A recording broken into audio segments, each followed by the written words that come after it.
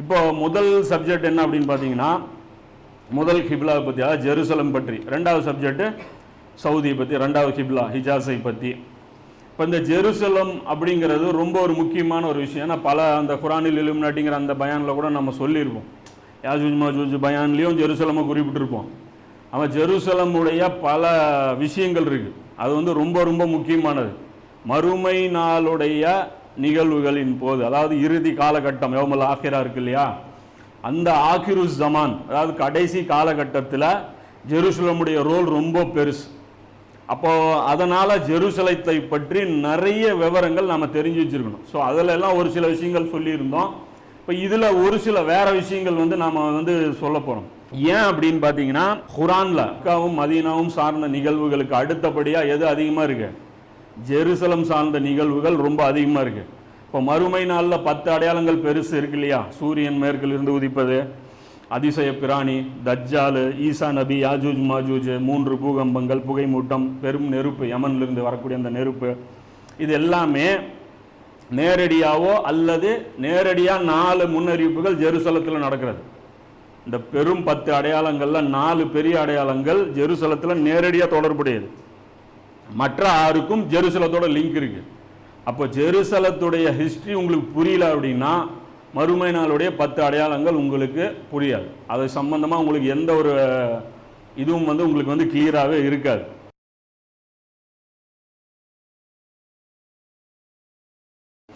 முதல்ல குரானில் அந்த முன்னறிவிப்பு, அதாவது இந்த ஜெருசலம் சார்ந்த இன்னைக்கு நாம் பார்க்கக்கூடிய ஒரு முன்னறிவிப்பு இருக்கு இல்லையா, அதில் குரானில் அதை பற்றி என்ன வருது அப்படிங்கிறத பார்க்கலாம். பிறகு நாம் பனி இஸ்ராயல்களிடம் கூறினோம், 17வது அத்தியாயத்தில் 104வது வசனம், நீங்கள் இப்பூமியில் குடியிருங்கள், இறுதி வாக்குறுதிக்கான நேரம் வரும்போது நீங்கள் பூமியிலே குடியிருங்க, தங்கியிருங்க, இறுதியான அந்த வாக்குறுதி, அதாவது யௌமுல் ஆகிரா வரும்போது உங்களை வாரி சுருட்டி ஒன்றாக இங்கு கொண்டு வருவோம் அப்படிங்கிற. இப்போ இந்த முன்னறிவிப்பு வந்து இஸ்ரேலுடைய மறு உருவாக்கம் ஏற்பட்டது இல்லையா, 1948 ஏற்பட்டது இல்லையா, அதை குறிக்கும் அப்படிங்கிறத இந்த பயானுடைய மெயின் இது.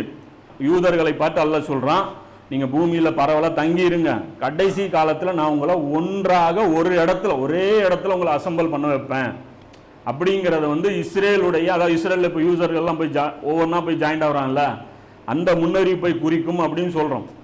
அப்போ இதை சார்ந்து தான் நம்ம வந்து பார்க்க போகிறோம், இது பற்றி அல்லாஹ் என்னென்ன சொல்கிறான் அப்படின்ட்டு. அப்போ அந்த ஜெருசலேம் பற்றி அல்லாஹ் குர்ஆன் அந்த 2 வாட்டி யூதர்கள் வெளியேற்றப்பட்டதை பற்றி அல்லாஹ் பேசுகிறோம். நிச்சயமாக நீங்கள் எல்லாம் விரிவாக பார்க்க போகிறோம். ஸ்டார்டிங்கில் சும்மா ஒரு இதுக்காக சொல்கிறேன். பூமியில் 2 முறை ஃபசாது உண்டாக்குவீர்கள், 14வது அத்தியாயத்தில் 4வது வசனத்தில் சொல்கிறான்.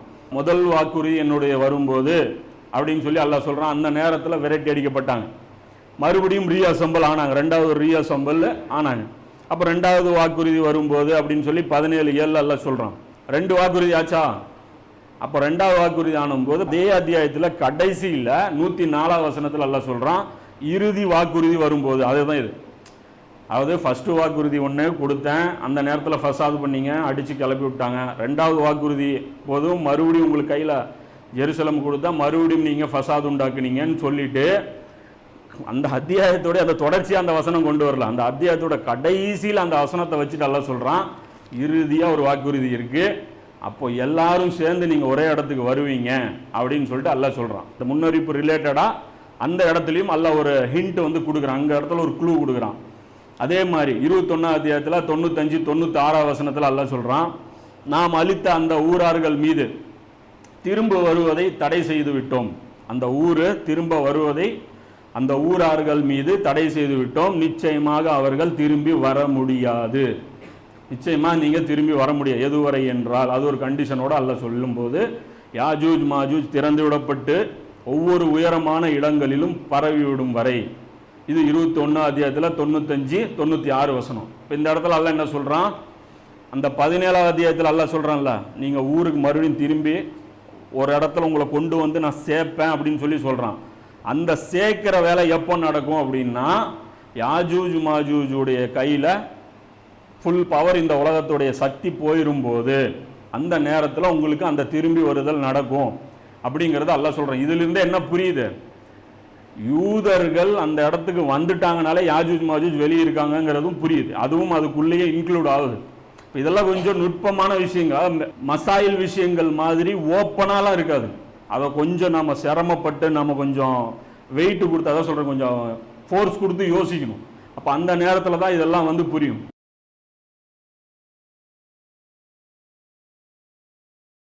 அப்போ இன்னைக்கு அந்த முன்னறிவிப்பு வந்து ஹதீஸில் நபி ஸல்லல்லாஹு அலைஹி வஸல்லம் இன்னொரு ஹதீஸ்லையும் விளக்குறாங்க.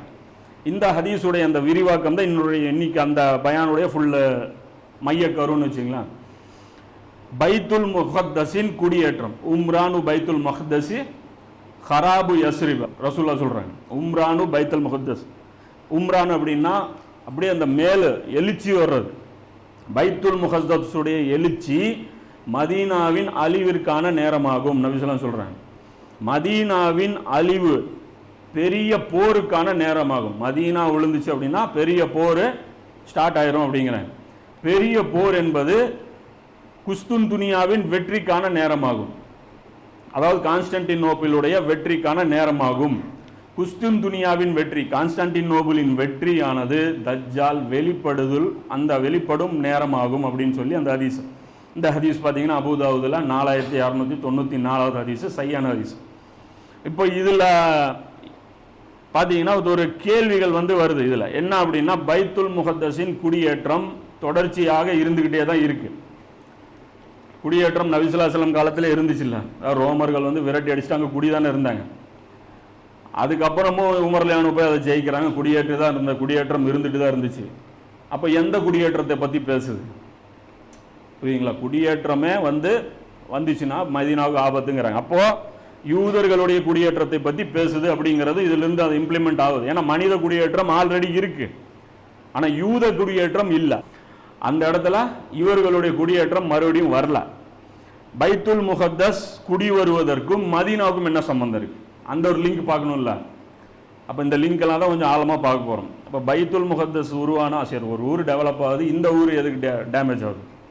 அப்போ இதோடைய ஹிக்மத் என்ன அப்படிங்கிறது பார்க்குறோம்.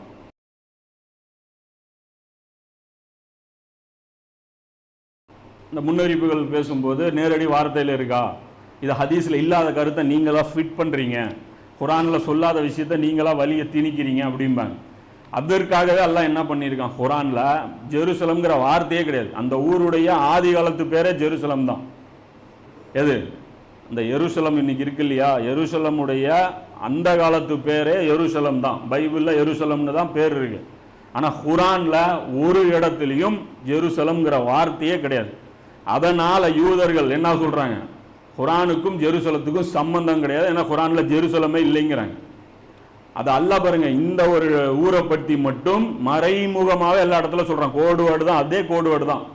அப்படி இல்லைன்னா ஜெருசலமே நீங்கள் இல்லைன்னு சொல்லி தான் நம்ம ஒத்துக்க வேண்டியது வரும். இந்த 2000 பார்த்தீங்க அப்படின்னா ஒரு லாஸ் ஏஞ்சல்ஸ் டைம்ஸ் அப்படிங்கிற ஒரு நியூஸ் பேப்பரில் ஒரு ஆர்டிக்கல் வந்து எழுதுறாங்க ஜூலை மாதம் 2000.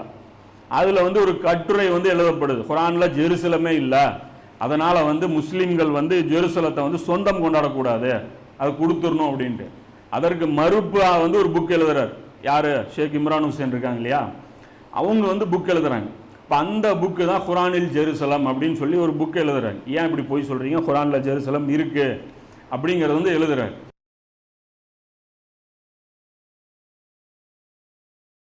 குரானில் ஜெருசலம் அப்படிங்கிற அந்த வார்த்தை மட்டும் இல்லவே இல்லை, நேரடியான அந்த அர்த்தத்தில் வார்த்தையே இல்லை.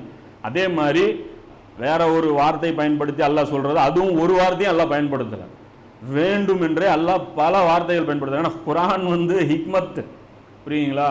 அல்லாஹ் வந்து ஒவ்வொரு ஒரு புள்ளி கூட அல்லாஹ் சும்மா வைக்கல, ஒவ்வொன்றும் ஞானம் நிறைந்த ஒரு அல்லாஹ்வுடைய ஹிக்மத்தை கொண்டு வந்து அருளி இருக்கான். அதுக்கு ரீசனும் இருக்கு. ஏன்னா நடக்கிற நிகழ்வுகள் ஜெருசலத்தை பற்றி தான் பேசுது அப்படிங்கிறது மற்றவர்கள் அறியாமல் இருக்கணும் அப்படிங்கிறது அல்லாஹ்வுடைய அந்த ஹிக்மத்தில் அல்லாஹ் வச்சிருக்கான். அதனால வந்து பார்த்தீங்கன்னா பல்வேறு வார்த்தைகளை பயன்படுத்தி குரானில் வந்து அல்லாஹ் ஜெருசலம் பற்றி சொல்கிறான். ஒரு 21ஆம் அத்தியாயத்தில் 95ஆம் வசனத்தில் அல்லாஹ் என்ன சொல்கிறான், ஹரியா அப்படிங்கிறான். ஹரியா அப்படின்னா என்ன அர்த்தம், ஒரு ஊர் அல்லது கிராமம். இப்படி ஹராமுன் அலா ஹரியத்தி அப்படின்னு சொல்லி அந்த இடத்துல அல்லாஹ் சொல்கிறான். அதே 7ஆம் அத்தியாயத்தில் 161ஆம் வசனத்தில் ஹாசிஹி ஹரியத்தி அப்படின்னு சொல்லி அல்லாஹ் சொல்கிறான். அதுவும் அந்த இடத்துல என்ன வருது, ஹரியா அப்படிங்கிறது தான் வருது. அதே மாதிரி 2ஆம் அத்தியாயத்தில் 259 வசனத்தில் இந்த உசைர் அலைஹிஸ்ஸலாம் அந்த ஊரை கடந்து ஒரு ஊரை கடந்து சென்றவரை பார்த்தீரா அப்படின்னு வேணும்னு அல்லாஹ் பேரை ஸ்கிப் பண்ணுறான். அந்த இடத்துலையும் அல்லாஹ் என்ன சொல்கிறான், அலா ஹரியத்தி அப்படின்னு சொல்லி அல்லாஹ் சொல்கிறான். சரி, ஹரியான்னு வர்றதெல்லாம் ஜெருசலமை குறிக்குமான்னு கேட்டால் அதுவும் கிடையாது. ஏன்னா குரானில் ஹரியான்னு சொல்லி வேற ஊர்களை பற்றியும் அல்லாஹ் சொல்லியிருக்கான். அப்போ எந்த இடத்துல ஜெருசலமை குறிக்கும், எந்த இடத்துல வெறும் ஊரை குறிக்கும் சொல்ல முடியாது. அது அல்லாஹ் உங்களுக்கு அருள் செஞ்சா புரியும். இந்த இடத்துல ஜெருசலமை பற்றி அல்லாஹ் பேசிட்டு இருக்கிறான், இந்த இடத்துல வேற ஒரு ஊரை பற்றி பேசுகிறான் அப்படிங்கிறது. அப்போ இது ஒரு இடம், இது ஒரு முக்கியமான ஒரு பாயிண்ட். ஏன்னா ஜெருசலமுடைய வார்த்தையும் நம்ம கண்டுபிடிக்கணும். ஏன்னா இந்த தாபத்துல் அருள் சம்பந்தப்பட்ட அந்த விஷயத்தில் வரும்போது வார்த்தை தான் பிரச்சனை, மாட்டும். அது அந்த இடத்துல அது புரியாது. அது பெரிய பெரிய அடையாளங்கள் இந்த ஒரு வார்த்தையில் புரியறதுனால இந்த இடத்துல மட்டும் வார்த்தையை கொஞ்சம் டீப்பாக பார்த்துடலாம். ஏன்னா பொதுவான வார்த்தையெல்லாம் இப்படி டீப்பாக நம்ம போக மாட்டோம்ல, அரபியில் இப்படி இருக்கு அப்படி இருக்குன்ட்டு. இப்போ இன்னொரு வார்த்தை அல்லாஹ் என்ன பயன்படுத்துகிறான் அப்படின்னா அல் அர்ஸு, அல் அர்ஸு அப்படின்னு சொல்லி அல்லாஹ் பயன்படுத்துகிறான். அல் அர்ஸு சேர்த்து இன்னொரு சேர்த்து ஒரு அட்டாச் பண்ணுறான். அர்ஸுன்னு என்ன, பூமி. மாஃபி சமாவாத்தி மாஃபில் அர்ஸு, வானங்களையும் பூமியையும் படைத்தவன் அப்படின்றது. பூமின்னா என்ன, மொத்த பூமியும் குறிக்கும், ஒரு ஊரையும் குறிக்கும், எதை வேணாலும் குறிக்கும், ஒரு சின்ன பகுதியை கூட குறிக்கும். அப்போ அருள் அப்படின்னு சொல்லி அல்லாஹ் சொல்கிறான். கூட ஒரு வார்த்தை என்ன சொல்கிறான் இந்த இடத்துல, பாரக்னா ஃபீஹா, சுற்றுப்புறம் பாக்கியம் நிறைந்த பூமி அப்படிங்கிறான். சுற்றுப்புறமும் பாக்கியம் நிறைந்திருக்கு அந்த மாதிரி ஒரு பூமி அப்படின்னு சொல்கிறான். இந்த பூமி எந்த இடத்துல வருதுன்னு பார்த்தீங்கன்னா 21 அத்தியாயத்தில் 71 அல்லாஹ் சொல்கிறான். இப்ராஹிமையும் லூத்தையும் நம்ம எங்கே கொண்டு போனோம், சுற்றுப்புறத்தில் பாரக்னா ஃபீஹே எங்கே இருக்குதோ அந்த இடத்துல வந்து நான் வந்து அந்த அருத பாரக்னா ஃபீஹி அந்த இடத்துல கொண்டு போய் வச்சோம் அப்படின்னு சொல்லி 21:71 அல்லாஹ் சொல்கிறான். அதே மாதிரி சுலைமான் நபியோடைய ஒரு சம்பவத்தை சொல்லும்போது 21:81 அல்லாஹ் சொல்லும் என்ன சொல்கிறான், அர்ஸா அல்லதி பாரக்னா ஃபீஹி, இதுவும் அதே இடத்துல அர்ஸுன்னு வருது, அல்லதி பாரக்னா ஃபீஹி அப்படின்னு சொல்லி வருது. இந்த இடத்துல என்ன சொல்கிறோம், சுலைமான் அலைஹிஸ்ஸலாமுக்கு காற்றை வசப்படுத்தி கொடுத்தோம், அது வந்து பூமியில் தூக்கிட்டு போச்சு, அவருக்கு பூமிக்கு கொண்டு போச்சுங்கிறான். எந்த பூமிக்கு, அப்போ அந்த ஒரு ஜெருசலத்துக்கு கூட்டு போச்சு, அந்த காத்துல அவர் பறந்து அந்த இடத்துக்கு போனாரு அப்படின்னு சொல்லி அல்லாஹ் சொல்றான். வெறும் அருதுன்னு மொட்டையாவும் சொல்லப்பட்டிருக்கு, அர்ஸ பாரக்னா ஃபீஹான்னு சொல்லப்பட்டிருக்கு. அதாவது சுற்றுப்புறம் பாக்கியம் நிறைந்த பூமின்னு சொல்லப்பட்டிருக்கு, வெறும் பூமின்னு சொல்லப்பட்டிருக்கு. அது எங்க வருதுன்னு பார்த்தீங்கன்னா அது நிறைய இடத்துல வருது. 21 அத்தியாயத்தில் 105 வசனத்தில் அல்லாஹ் சொல்றான், நிச்சயமாக ஜபூர் வேதத்தில் நல்லுபதேசத்திற்கு பிறகு, யாருக்கு, தாவூத் நபி கொடுக்கப்பட்ட ஜபூர் வேதத்தில் சில உபதேசங்கள்லாம் சொல்லிட்டு அதுக்கப்புறம் நான் சொன்னேன் அப்படின்னு சொல்லி அல்லாஹ் என்ன சொல்றான், எழுதியிருந்தோம். நிச்சயமாக அந்த பூமியை, அந்த பூமி எந்த பூமி, அது சீக்கிரட்டு, எந்த பூமி, அந்த பூமியை என்னுடைய அடியார்களில் நல்ல நடத்தையுடையவர்கள் யாரோ அவர்கள் வாரிசாக அடைவார்கள் அப்படின்னு சொல்லி சொல்றான் அல்லாஹ். அப்ப அந்த பூமின்னு சொல்லி இங்க ஒரு இது வச்சு அல்லாஹ் பேசுறான், பொடி வச்சு அல்லாஹ் பேசுறான். நிச்சயமாக அந்த பூமியில் 2 தடவை ஃபசாது செய்வீர்கள், இது 17 அத்தியாயத்தில். அதுவும் அந்த பூமி, அது எந்த பூமி சொல்ல முடியாது, அது வெறும் பூமி, பூமி ஃபுல்லாகவும் இருக்கும், அந்த இடத்தையும் குறிக்கும். அது முத்தஷாபியாத் மாறிக்கிட்டே இருக்கும். அதே மாதிரி 6 அத்தியாயத்தில் 165, 22 46, 17 104, 5 26 அந்த பூமி, இப்படி எல்லா இடத்துலையும் அந்த பூமின்னு வரும். எந்த பூமி நீங்க தான் மேட்ச் பண்ணிக்கணும். அதே மாதிரி இன்னொரு இடத்துல 5 அத்தியாயத்தில் 21 அல்லாஹ் சொல்றான், அர்ஸ முகத்தஸ, அர்ஸ முகத்தஸ பரிசுத்தமான பூமி அப்படின்னு சொல்லி இந்த வார்த்தையும் பயன்படுத்துறான். எத்தனை வார்த்தை எல்லாம் பயன்படுத்துறான் பாருங்க, ஹரியா, அர்ஸு, அர்ஸ பாரக்னா ஃபீஹா, அர்ஸ முகத்தஸ, இப்படி இருக்கு, இத்தனை பயன்படுத்துறான். ஆனால் ஜெருசலம் மட்டும் அல்லாஹ் பயன்படுத்தவே இல்லை. அப்போ இத்தனை இடத்துல வந்து இது இருக்கு. அப்போ இது எல்லாமே முத்தஷாபிஹாத். முத்தஷாபிஹாத்தை பொறுத்த வரைக்கும் அந்த காலகட்டம் வரும்போது தான் அது எக்ஸ்ப்ளோர் ஆகும். ஒரு காலகட்டத்தில் அது புரியாமலே இருக்கும், பலவரும் பல வாரம் அதை நினச்சிட்டே இருப்பாங்க. ஒரு காலகட்டம் வந்தோடனே அது என்ன ஆயிரும், முகக்கமாக மாறிடும். முத்தஷாபிஹாத் அப்படின்னா அது கன்ஃபார்மாக சொல்ல முடியாது இதுதான் அப்படின்னு சொல்லிட்டு. உதாரணத்துக்கு இந்த அலக்குங்கிற அந்த வார்த்தை எடுத்துங்க, பல காலகட்டத்தில் பல முஃபஸ்ஸிரீன்கள் வேற வேற விளக்கங்கள் சொல்லிட்டே இருந்தாங்க. ஆனால் இன்னைக்கு என்ன போச்சு, அது முகக்கமாயிருச்சு. இன்னைக்கு யாராவது அதை முத்தஷாபிஹாத்னு சொல்ல முடியாது, ஏன்னா அது ஃபைனல் ஆயிடுச்சு. இன்னைக்கு வந்து இந்த அர்த்தம் தான், அலக்கு அப்படின்னா அந்த அர்த்தம் தான் அப்படிங்கிறது ஃபைனல் ஆயிடுச்சு.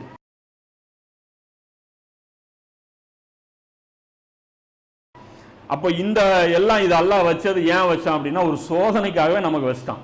நாம போய் அர்ஸுன்னு சொல்லி பாருங்க ஜெருசலத்தை பற்றி பேசுதுன்னா அது எங்கே ஜெருசலத்தை பற்றி பேசுதும்பா. ஏன்னா நிறைய பேர் வந்து பார்த்தீங்கன்னா கமெண்ட்ஸில் அதான் கேட்பாங்க, நீங்கள் சொல்கிறீங்க, சொல்லும்போது எங்களுக்கு கரெக்டாக படுது, அது நாங்கள் போய் இன்னொருத்தருக்கு சொல்கிறோம் அது சரியாக படலையே அப்படிங்கிறேன். அவங்களுக்கு அது சரியாக படலைங்க, ஒன்றும் பண்ண முடியாது. இது எல்லாருக்குமே இருக்கிற பிரச்சனை. இது பெரிய பெரிய ஆலிம்கள் கொண்டு யாருக்குமே எல்லாருமே அதை ஃபேஸ் பண்ணியே ஆகணும், வேறு வழி இல்லை. நம்மளை மாதிரி ஒன்றுமில்லாத சுண்டகா ஆளுகள்னா சொல்ல வேணும், உப்புன்னு ஊதி தள்ளிட்டு போயிடுவான். ஆடா மூஞ்சி முகரகட்டைங்கெல்லாம் ஒரு ஆள் அப்படின்னு சொல்லிட்டு பேசுகிற பாரு அப்படின்ட்டு போயிடுவான். நம்மளை தட்டுற ஈஸி இல்லை, அது அரபி தெரியல அது தெரியல அப்படின்ட்டு தட்டிட்டு போயிடுவான். என்ன விஷயம்னா இதுதான் விஷயம். அல்லாஹ் என்ன சொல்கிறான் அப்படின்னா, அற்பமானவர்களுக்கு அல்லாஹ் சில சமயம் புரிய வச்சுருவோம். அது எல்லாம் சொல்கிறான், அத்தாட்சிகளை பொறுத்த வரைக்கும் எல்லாரும் ரியலைஸ் பண்ண முடியாதுங்கிறது அல்லாஹ்வே குர்ஆன்ல சொல்கிறான். அத்தாட்சிகள் எல்லாமே மூமின்களுக்கு தான் பயனளிக்கும். ஏன் அத்தாட்சிகள் வரவில்லை என்று அறியாதவர்கள் கூறுகிறார்கள். நடந்து முடிஞ்சிருச்சு அத்தாட்சி பலது, ஆனால் கேட்குறாங்க ஏன் அத்தாட்சிலாம் வரலைங்க அப்படின்னு சொல்லி கேட்குறாங்க. அப்போ அல்லாஹ் சொல்கிறான், ஈமானில் உறுதியுடைய மக்களுக்கு ஆம் அத்தாட்சிகளை நிச்சயமாக தெளிவாக விவரிச்சிட்டோம்.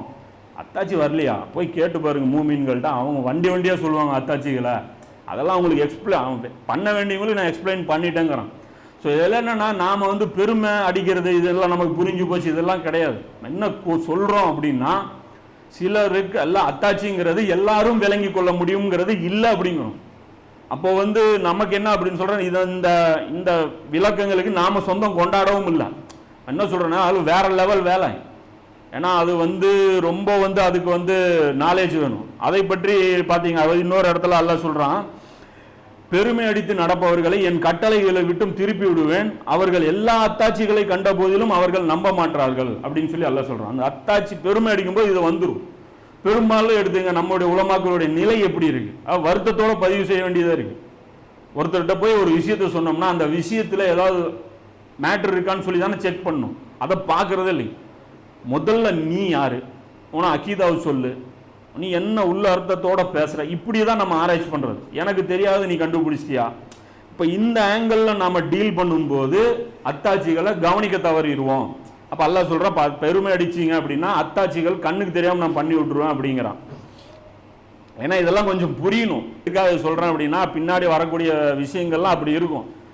என்ன ரொம்ப ரீலாக தெரியும்னு வச்சிங்களேன், சும்மா விட்டு அடிக்கிறான் அப்படிங்கிற மாதிரி இருக்கும். ஆனால் அது கரெக்டாக யோசித்து பார்த்தா அது கரெக்டாக ஃபிட் ஆகும். யாருக்குமே நாம புரிய வைக்க முடியாது. அது மாதிரி ஒரு பிரச்சனைகள் வரும். இந்த கஹஃப் சூரால அல்லாஹ் வந்து ஒரு கான்செப்ட் வந்து நமக்கு பொதுவாக கற்றுக் கொடுக்குறேன். ஏன்னா கஹஃப் சூராவும் மறுமை நாளும் பார்த்தீங்கன்னா ஒன்னோட ஒன்று பின்னி பிணைஞ்சது.